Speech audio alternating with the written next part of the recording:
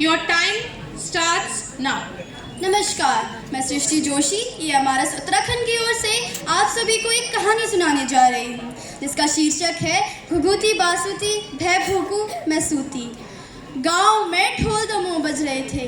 घर में शादी का माहौल था। रह रहकर चैतू अरसे और रोटने चखने के लिए इधर उधर भटक रहा था कि तभी उसकी माँ ने उसे आवाज़ दी और कहा, ए चैतू, जरा देख के आ, घुघुती तैयार हुई कि नहीं। माँ का आदेश मानते हुए चैतू अपनी दीदी यानी घुघुती को देखने चला जाता है। घुघुती सुंदर लाल साड़ी में लिपटी बैठी थी। उसके आसपास उसकी सहेलियाँ हंसी ठिठोलियाँ कर रही थी कि तभी चैतू भी वहाँ पहुँच जाता है और कहता है, दीदी जल्दी चलो, शायद माँ ने हमें अरसे और पकोड़े खाने के लिए बुलाया है। जल्दी चलो वरना सब ठंडे हो जाएंगे। यह सुनकर घुघुती की एक सहेली उसे चिढ़ाते हुए कहती है, ए चैतू, अब तेरे दीदी के खाने पीने के दिन गए, अब तो ये खुद खिलाएगी पिलाएगी। यह सुनकर चैतू सोच में पड़ जाता है और कहता है, क्यों दीदी, तुम कहाँ जा रही हो। फिर घुघुती कहती है, चैतू, मैं ससुराल जा रही हूँ। हर लड़की को अपना घर छोड़ के जाना पड़ता है।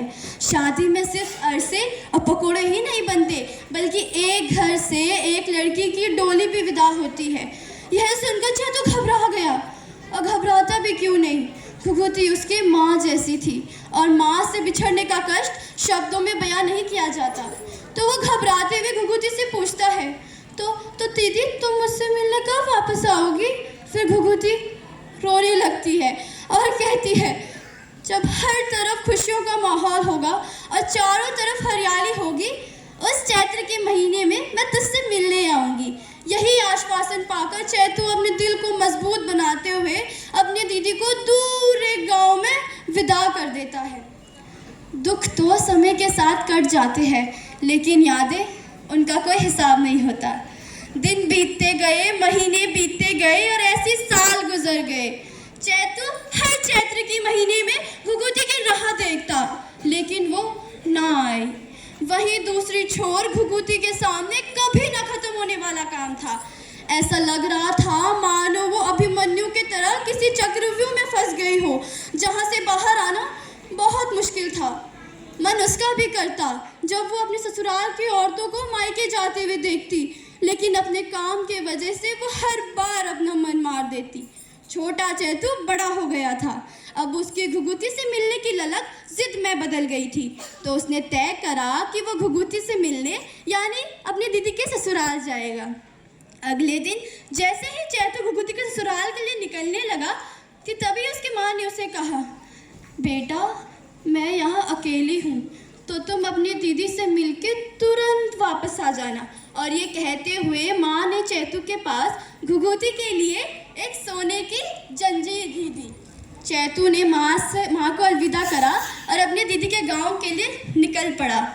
घना जंगल, ऊबड़ खाबड़ पहाड़ों को पार करते करते शाम तक चैतू अपनी दीदी के गांव पहुंच गया। जैसे ही चैतू ने घर में प्रवेश करा तो उसने देखा कि घुघुती सो रही है। तो उसने उसे उठाना उचित नहीं समझा। वो उसके पास जाकर बैठ गया। पूरी रात इंतजार करा, लेकिन घुघुती ना उठी। कि अचानक से चैतू को अपनी माँ की बात याद आई कि वो घर पे अकेली है। तो उसने निराश मन से सोने की जंजीर घुघुती के गले में डालकर अपने गांव वापस चला गया। और तो और चैतू ने घुघुती के लिए एक पत्र भी लिखकर उसके पास रख दिया और अपने गांव वापस चला गया। जब बाद में घुघुती की आंख खुली तो वह सोने की जंजीर देखकर चौंक गई। जब उसकी नज़र पत्र पर पड़ी तो वो थोड़ा सहम गई। बाद में पत्र को पढ़ने के बाद उसे एहसास हुआ कि उसका भाई भूखा प्यासा उससे मिलने आया था और वो सोती रही। दुख और निराशा ने घुघुती को घेर लिया। वो फूट फूट कर रोने लगी और बार बार रोते रोते कहने लगी, मैं घुघुती भय भूकू मैं सूती। यानी मैं घुघुती, मेरा भाई भूखा था और मैं सोती रही।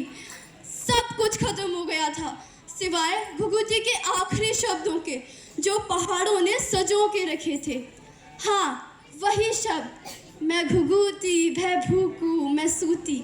कहते हैं मरने के बाद ये घुघुती हमारी प्यारी सी चिड़िया बन गई, जिसे हम घुघुती के नाम से जानते हैं, जिसे देखकर हर औरत को अपने मायके की याद आ जाती है। धन्यवाद।